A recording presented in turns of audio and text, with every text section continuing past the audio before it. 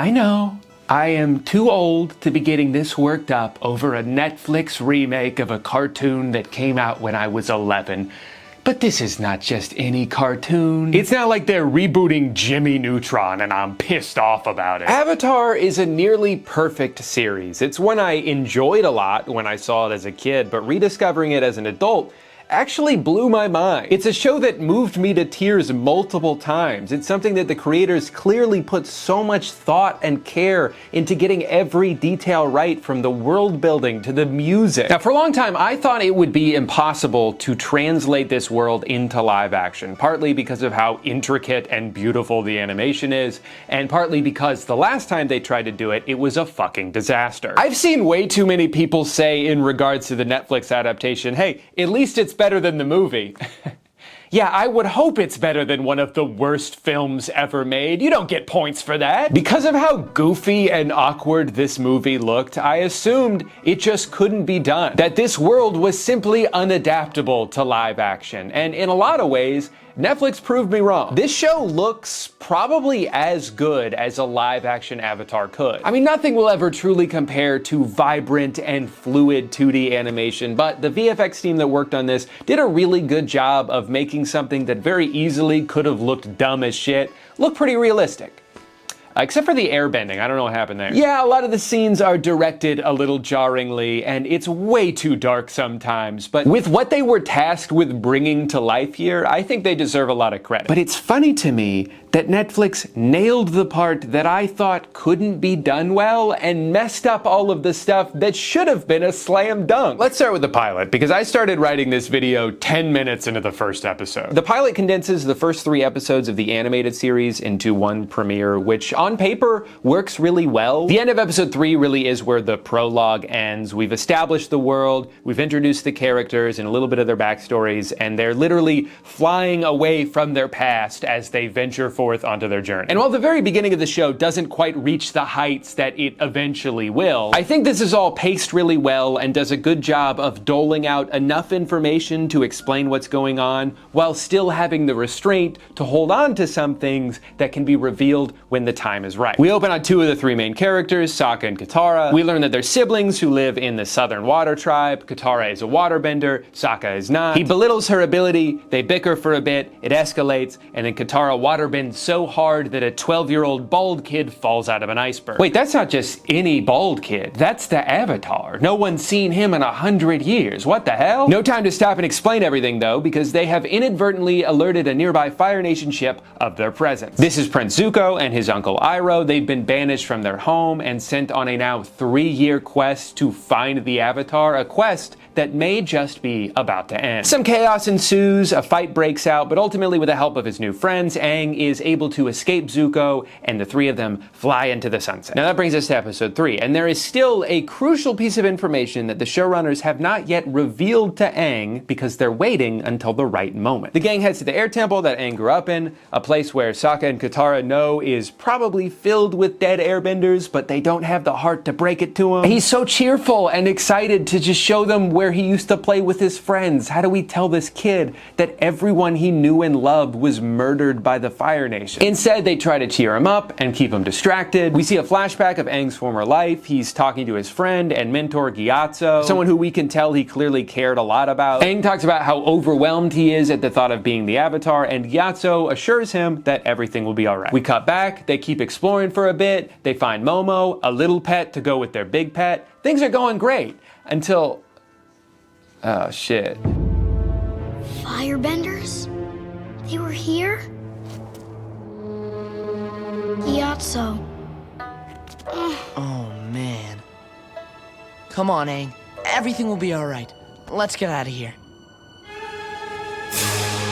This is a really important scene for the beginning of a Nickelodeon show that up until this point has been pretty lighthearted. Seeing your main character, who's just a kid, find out about the death of his entire people and then freak out and have to be calmed down by his friends. It's a really powerful moment that can only happen because the writers held on to this reveal until the time was right to reveal it. So now let's talk about how Netflix handled the pilot. Instead of starting the show on our main characters, we open on an epic chase. This is streaming, baby. We gotta put a fight scene within the first 10 seconds or people are gonna turn it off and go watch Love is Blind. If you don't brutally murder someone right now, I'm taking my ass to Freevee. But you know what? I'm fine with this cold open. I understand you're just trying to grab people's attention, and a quick little action sequence that shows how ruthless the Fire Nation can be is not the worst way to do it. But it should have ended here. You say this line. This isn't about the airbenders.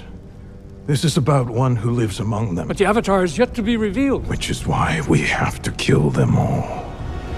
And then we cut to present day to the three main characters, similar to how the cartoon did. I actually think that would have been a really effective opening, because if you've never seen the show and you just watch the Fire Lord say, we gotta kill all the airbenders, and then you cut 100 years into the future and you see an airbender that survived, you'd probably be like, how did that happen? I'm gonna stick around to find out. Instead, we come back from the title sequence and we're still in the past on the day of the aforementioned invasion. I guess we're just gonna do the whole show chronologically, lest anyone be confused. We meet Aang and Gyatso and see them stand and talk for a while, and then we get to watch some people sit and talk for a while, and we cut back to Aang and Gyatso, and they do more standing and more talking, and then Aang flies away, and a whole bunch of murder happens. Oh my god, so much murder. I'm talking several uninterrupted minutes of murder, because remember, this is a show for grown-ups. Cartoons are for babies. We got a bunch of dead bodies in this one. What's crazy to me about this entire sequence is that while they're so insistent on showing something that I honestly think had more emotional impact to just see the aftermath of,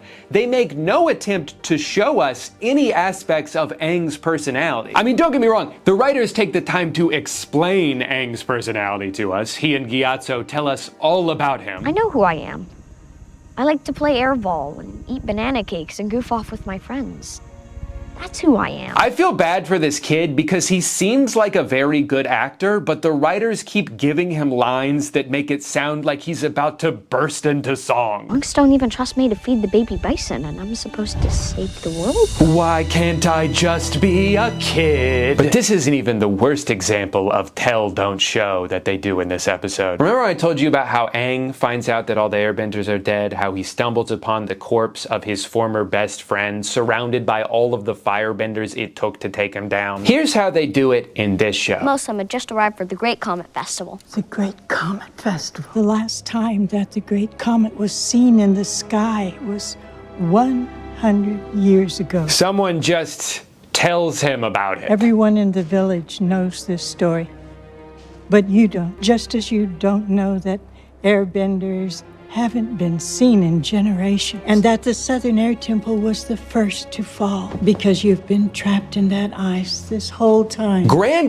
reads out loud the entire opening theme for like 2 straight minutes while he has to just sit there and give reaction faces before running out of the room crying. And then he's sad for like 10 seconds and then everything is fine. No time to mope, buddy. You gotta do another walk and talk. This is infuriatingly bad writing. You took one of Aang's most impactful moments from the beginning of the show and turned it into someone else's monologue. It's so weird to me when shows are clearly in a rush to establish as much information as possible, I guess because they think people will get confused and turn it off if they don't have their hand held through every interaction. But it feels counterintuitive. I think what gets people to continue watching something is mystery. You don't need to answer every question I have within seconds of me having it. You can reveal information in small doses and slowly add to it piece by piece. That's what's going to compel me to keep watching something, not paragraphs of expository dialogue whenever you feel like you've got some lore blanks to fill. It's also weird to me that they still try to recreate the air temple moment in this episode, even though it's not new information for Aang. He goes and sees dead Gyatso, who was evidently much easier to kill this time around, and still goes bananas and still has to be calmed down,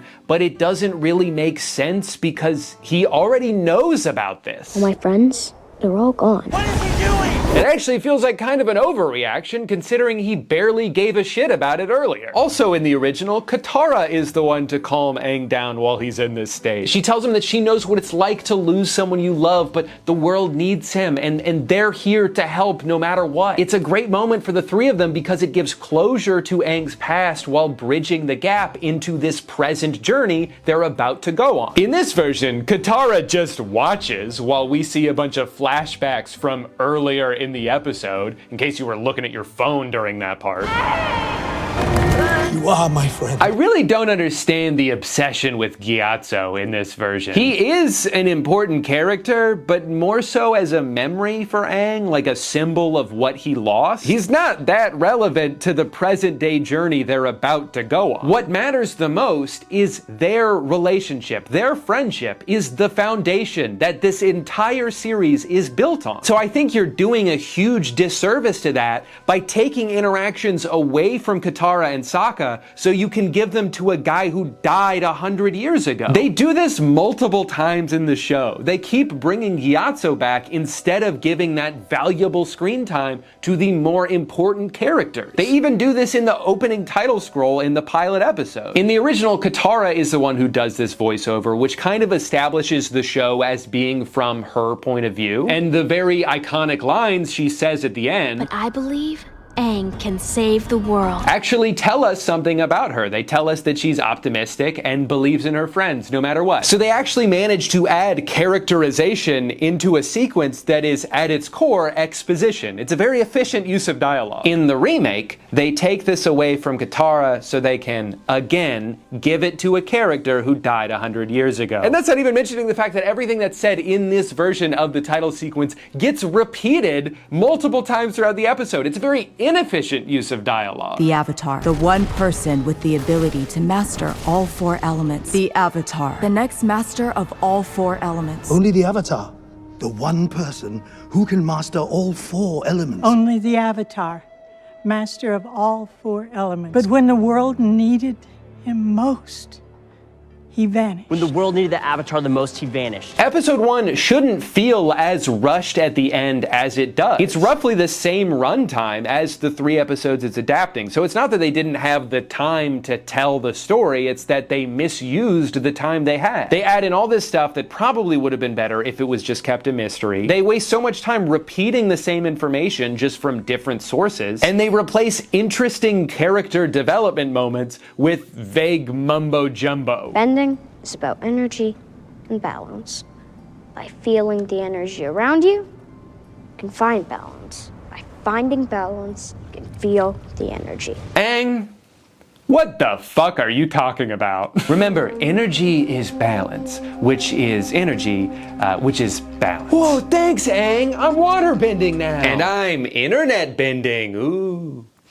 Sorry about that. This portion of the video is sponsored by Opera, the faster, safer, and smarter way to browse the web. If you've ever wondered why it takes me so long to make videos, it's because most of my job is writing, and while I'm writing, I like to have 97 different tabs open for every thought that pops into my head. A really cool thing I can do on Opera is sort my tabs into islands, so when I want to shift gears away from my 25-minute Amazon journey and back into working, I can just click one button, hide all of that, and now I'm not thinking about it anymore. It's a super helpful tool for visually organizing my time online. Opera has a free ad blocker built into the browser that you can toggle on and off with one click, which is great for those websites that yell at you when you have one and you need to quickly pretend that you don't. There's a built-in music player on the sidebar that works with all the big streaming services like Spotify and Apple Music. And it's great for when I'm working on my laptop and don't have a second monitor. I don't need to open a separate window just to change a song. You can also use the sidebar to go on Messenger apps or scroll through social media. And I think it's really cool that when I'm watching a YouTube video, it'll automatically move it to the corner of the screen when I open up a new tab. If I'm not multitasking at all times, then what is even the point of having internet access? Upgrade the way you browse the web, download Opera for free using my link in the description. Thank you to Opera for sponsoring today's video. Now, before I continue just getting mad about every single aspect of this show, I do want to answer a more general question of like, what should we expect out of an adaptation? Because it may sound like I'm trying to say that this should have been a one-to-one recreation of the original show, when that is not the case. You can and should be able to change things. Why even bother spending all this money to make something that looks worse if it's going to be exactly the same? But those changes need to enhance the story. They can't be at odds with the spirit of the show or fundamentally change a character.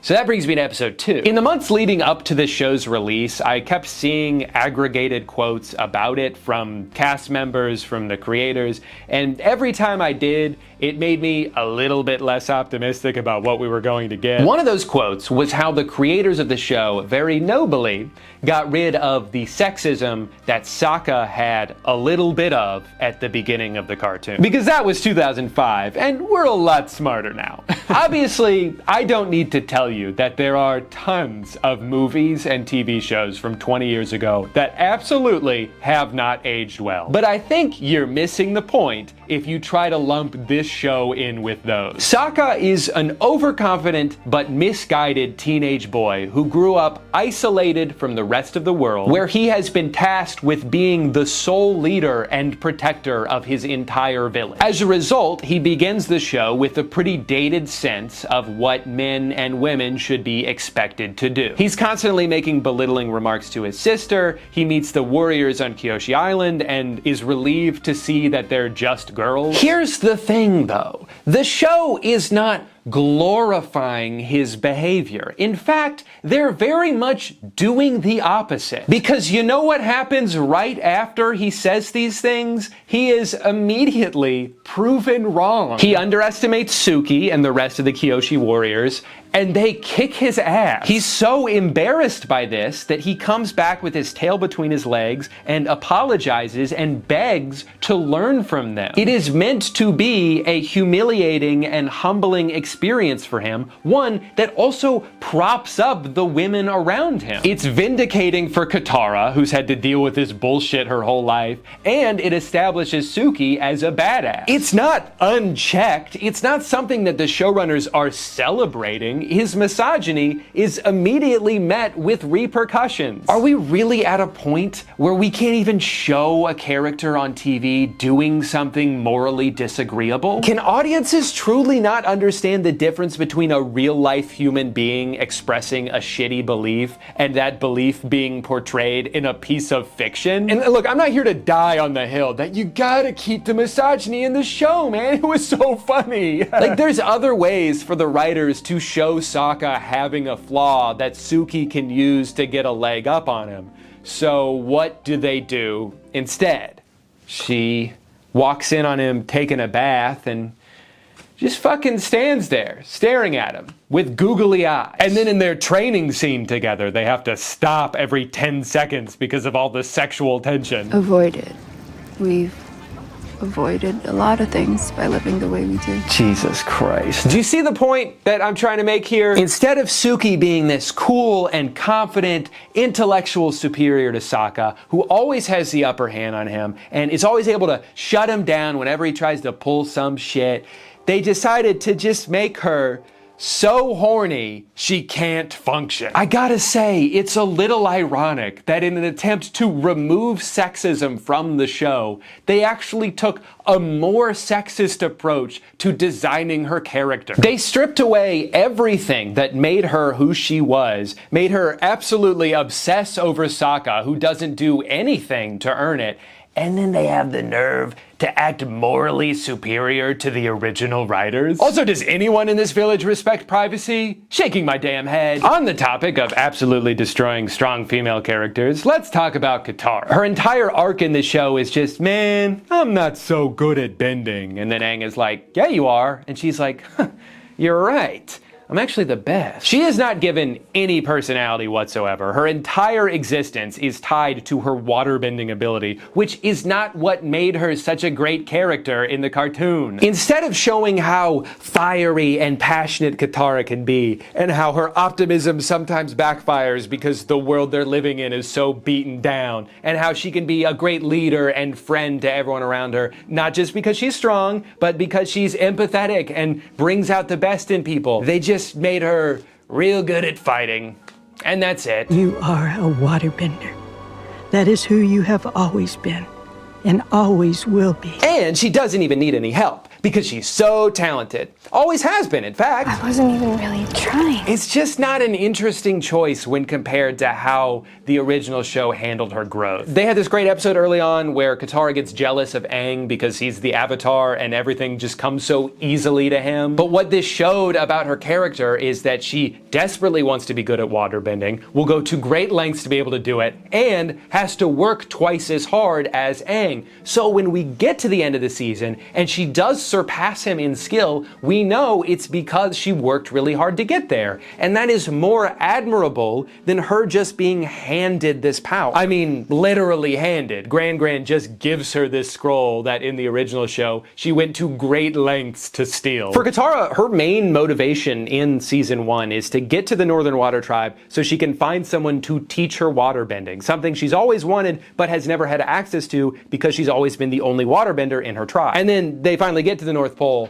and I guess she doesn't actually need that because instead of asking Paku to train them, she begs him to let her fight. First of all, why are you asking permission? He's not gonna stop you. Just go do it. What, is he gonna follow you around and tie your hands behind your back because you're trying to fight the Fire Nation? Just go fucking do it. But the point they're trying to make is that she's so powerful, she doesn't even need someone to teach her. Okay. Well, then why doesn't she just go defeat the Fire Lord herself? She has this line at one point where she's like, "We need you, Aang. I need you."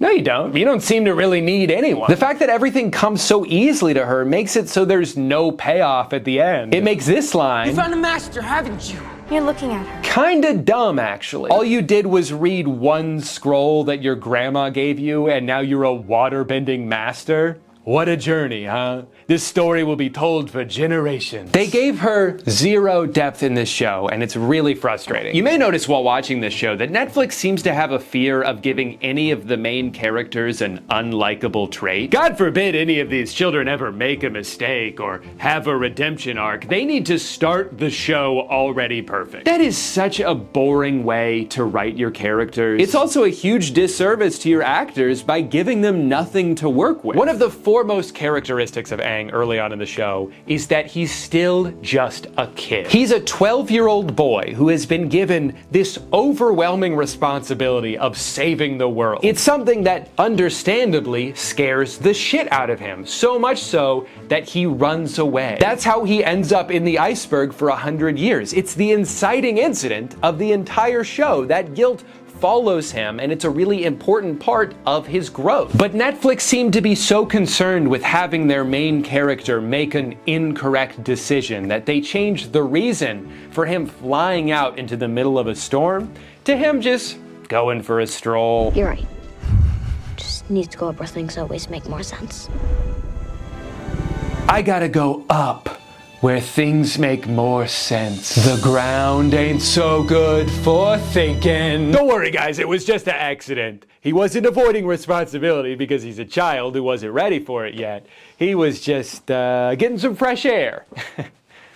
In the middle of a lightning storm. Okay, great. So instead of him showing signs of immaturity, he's actually just an idiot. Another thing about Aang still being a kid is that he's not always focused on the task at hand. That's something he has to grow into. This is his very first line in the original show. Will you go penguin sledding with me? He's constantly getting distracted and wanting to go on side quests because he's a little boy. Of course, it's not like that the whole show, but it gives him a starting point, so by the end, you can see how much he's matured. Netflix Aang don't got a whimsical bone in his body. He is extremely serious and solely focused on getting from point A to point B. He's not written like a child. He's already the season 3 version of Aang. Netflix, if you want your characters to be able to grow, they need to have a place to grow from. Yeah, he takes the time to deliver his little soliloquies about how much he yearns to goof, but those are just words. We never actually see him do those things. It also makes it so his whole interaction with Boomy makes no sense. Boomy's like, there's no time for fun, Aang. You've got to go save the world. It's like, yeah, he knows that. He's already very good at not having any fun. This is one of the worst written arcs in the entire show because everything they say contradicts what they're doing. Boomy tells him to quit playing games and go do your job as the Avatar. Meanwhile, he's the one holding him hostage, giving him games to play. Aang wants to leave the entire time. Just let him go and he'll do the things you're asking him to. Aang's immaturity also lends really well to the narrative shift that happens in the first season, because for a long time he's like, yeah, I gotta save the world eventually, but first let's go here and fuck around here for a little bit. And then we get to episode 8 and the former Avatar is like, no dude, you actually have to defeat the Fire Lord by the end of the summer, because this comet is gonna come, and if you don't do it before that, he's gonna be invincible. Mastering the elements takes years of discipline and practice. But if the world is to survive, you must do it by summer's end. It's this great shift in momentum that adds even more stakes to the equation. It puts a timer on everything. They kind of do that in this one. They give him a vision of the North Pole being attacked, but that doesn't do anything to address the overarching goal of having to learn and master all 3 of the elements. Something that, small note here, he doesn't do any of the entire season. They set that up as one of the main goals in the original first season, and we see a bunch of examples of Aang learning waterbending and before having it pay off in the finale. Aang doesn't waterbend once in this version. He's so behind it's actually stressing me out. It would have been wise to have focused on your training during your journey. I swear to God, if they start season 2 and Aang is already very good at waterbending, implying that there was a bunch of progress that happened off screen, I'm gonna lose my mind. And don't try to tell me that I already have. This is me on a good day. As you watch more of the show, it makes a lot of the additions more frustrating because everything has a cost. If you have to cut out character development moments so you have the space to show a bunch of airbenders getting set on fire, you might want to take a step back and reconsider your priorities. It starts to become a little obvious why the creators of the original show left this project almost 4 years ago over creative differences. According to them, they were promised that they would be given the job of guiding the show in the right direction, and they were lied to. Dude, I'm so tired of these dumbass executives who make $2 million every second getting involved in things that they have no knowledge in. Why even hire the original creators of the show if you're just gonna ignore their input and act like you know their story better than they do? Why the concern over making characters unlikable when that was never a problem to begin with? Everybody loved Katara and Sokka and Aang, even with their imperfections. Imperfections are what make characters relatable. And it's like, this was all supposed to be the problem with network TV. Streaming was supposed to be the solution to this. We're not gonna micromanage and enforce a bunch of arbitrary rules. We're just going to trust the showrunners to do the job that we hired them to do. Yet somehow over the course of the past decade, we've just kind of reinvented cable. So, good job, everyone. I honestly wouldn't be surprised to learn that most of the issues with this version of Avatar are the result of meddling from people who should have just stayed the hell away, because there is potential here. Underneath all of the baffling decisions are the bones of what could have and could still be a much better series. For starters, I think they did a fantastic job with the casting. I imagine it's way harder to cast for live action than animated, because not only do they have to have the perfect voice, but they also need to look the part and be the right age, and in this case, be able to do martial arts. The fact that they're able to check so many boxes with these kids is impressive. I just hope that going forward, they get better material to work with. The only character they consistently write well for is Zuko. This guy's got it. He totally nails the intimidating on the outside, but a little sensitive on the inside. And between him, Iroh, Zhao, Lieutenant Chi, I think almost all of the Fire Nation scenes were more cohesive and well written than anything that the rest of the cast was forced to do. Going back to my point that you can and should be able to make changes in an adaptation if they make sense, I thought a couple of the additions they made to Zuko's character worked perfectly. One, there's the reveal that the crew Zuko protected from being sacrificed in the meeting that led to his banishment is actually the same crew that he's been commanding for the past 3 years since then. So I thought that was a really cool way of tying everything together. It makes so much sense that I was actually surprised when I went back and rewatched season 1 of the animated series and realized they didn't do that originally. I also like the scenes they added with him and Iroh, like the flashback to Iroh's son's funeral where we see Zuko give him his condolences as well as a gift to remember his son by. They have another moment like that at the end of this episode where Zuko is about to set off on his never-ending quest to find the Avatar, and Iroh's like, hey, mind if I come along? And Zuko's pretty resistant to the idea, but then Iroh says this. Everything I need is on this boat. It's a very sweet moment, especially with the little nod they do to Leaves from the Vine, a famously sad episode from season 2. But I do think it's worth pointing out that this only works for the people who have already seen the entire animated series. This only has the emotional weight that it does if you're going into this show with 30 hours of content. Keep in mind, this is episode 4 of the live action. If this is your first exposure to these characters, this moment is not going to have nearly the same significance to you. It's nice, but it feels a little premature.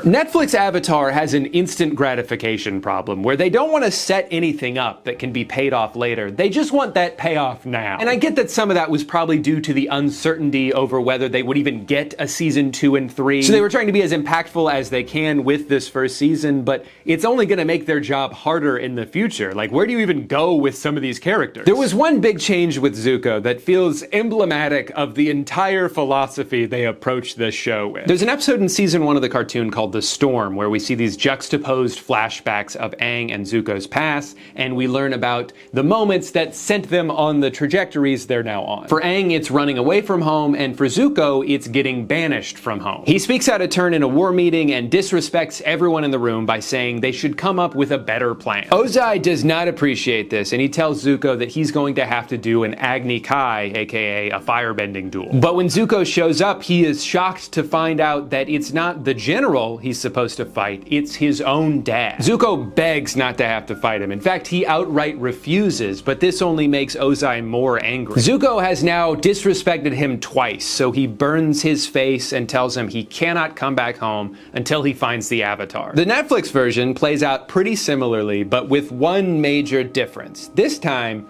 Zuko fights back. Because why would we keep one of the most important moments of the show when we'd be missing out on an awesome fight scene? Look at all the fire! Zuko refusing to fight his dad was the best way to show us who he is. How, unlike his father, he's not willing to hurt the people he loves. Netflix kind of respected that idea. I mean, Zuko does refuse to fight for a few seconds, and he does eventually get burned by his uncaring father. The problem is you can't justify Zuko getting banished forever because he lost a fight to the world's most powerful firebender. That wouldn't make any sense. So they had to add in another wrinkle to make sense of their first wrinkle, which is that Zuko actually could have won, he just chose not to. And that's where this scene completely loses me. Ozai is supposed to be the ultimate threat, the world's most feared villain, looming over every second of Aang's journey. And you're telling me some random 13-year-old kid could beat him in a fight? What are we doing here? I also just think it's better for Zuko's arc if he doesn't stand up to his dad yet, because then it will mean way more when he eventually does. What this decision showed to me is that the creators of knockoff Avatar will always choose flash over substance. If we have to fundamentally change 2 important characters so we can get 1 extra minute of pyrotechnics, you bet we're gonna be doing that. Because this is a show for grown-ups. Tell me again why the show made for grown-ups, Netflix's Game of Thrones, had to dumb down its writing. Every line of dialogue is so on the nose. This was my home. And now it's gone. They always choose the simplest way to convey a point. The one thing I do know is I'm the Avatar.